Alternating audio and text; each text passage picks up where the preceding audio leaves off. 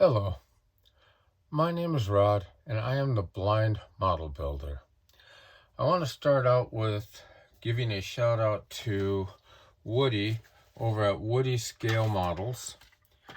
He was nice enough to send me a shop card,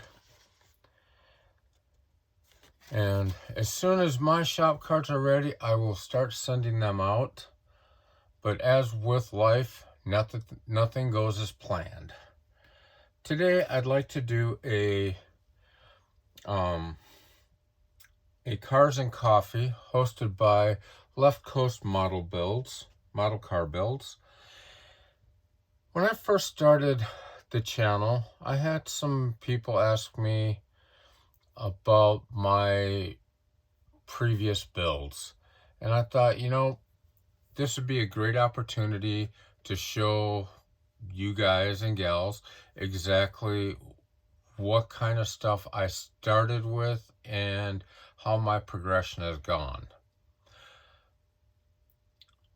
Like most of us, I got into it after a 40-year hiatus from model car builds. Life took over. You know how that goes. But as I got into it, I jumped in with both feet. So what I'm going to show you are a few of the cars that I've done. Some kind of tributes. Most stuff I build I try to go more stock than custom. That's just my preference. But I'm also thinking about trying to branch out a little bit. I'm going to start with one of my inspirational builds.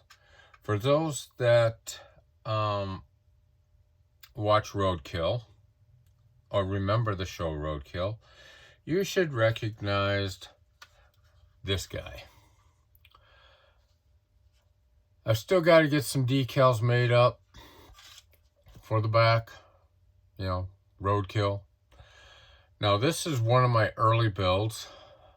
I did not wire the engine. I might go back and do that here. Maybe a little bit later. I think I might also change up the front axle. I kind of want really crude, just a straight axle across there. I know I've got some old Model A axles around. I think I might just go that route with it. So then I get, they called this, if I remember right, the Hemi Gremmy. I always liked the name. And I remember seeing people that had done some outrageous stuff with gremlins back in the 80s. Next, I did what is it? This, I believe an old Challenger. What was nice about this kit is you could, I didn't have it high enough. What was nice about this kit is it came as a convertible or a hardtop. This was before I was doing bare metal foil. I was using silver pens, stuff like that. So, or even trying just to freehand paint it. I'll tell you, as someone that doesn't see well, doing fine freehand painting doesn't always work out in my favor. The next one I did was this guy. I think he's a 62 Impala. I kind of did this as the tribute. What was interesting about this car is it was one of my first attempts at using mica powders to create my own paint. I know it doesn't show up real well on the camera, but let's see if I can get this up there. It's got a nice pearlescent look to it, nice clear coat. If I remember right, I cleared over the decals on this guy.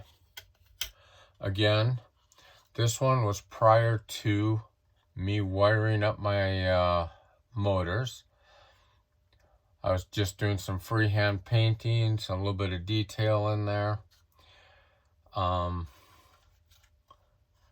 I know for you Chevy guys that is not correct, but I really wanted to show off the frame to the chassis.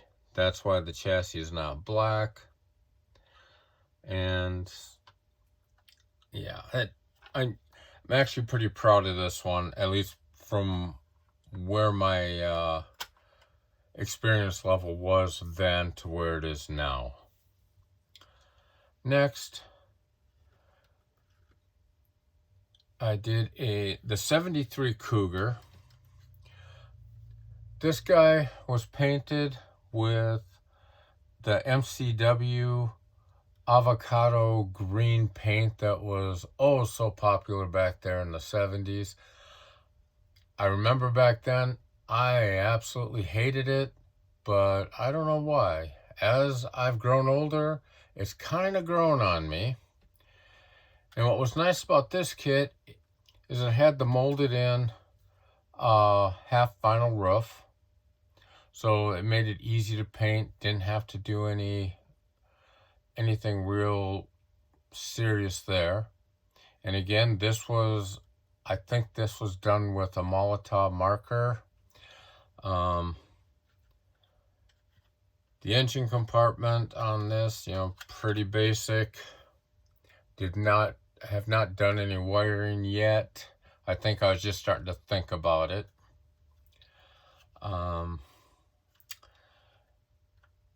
And then lastly, I've got this guy. A lot of you will recognize this guy. He's the rollback 71, I believe, Chevy. This one was done with a rattle can, and it's one that I think at one point I might take apart, redo, maybe to a little bit more of a custom type paint job. This might also be a great one to try and weather, but I've got enough other projects on my table that I really don't need to add on tearing cars apart and redoing them. And as most of you guys know, and gals, when you take some of your models off the shelf to show them here, parts fall off. And that's exactly what happened to this guy. Lost a wheel.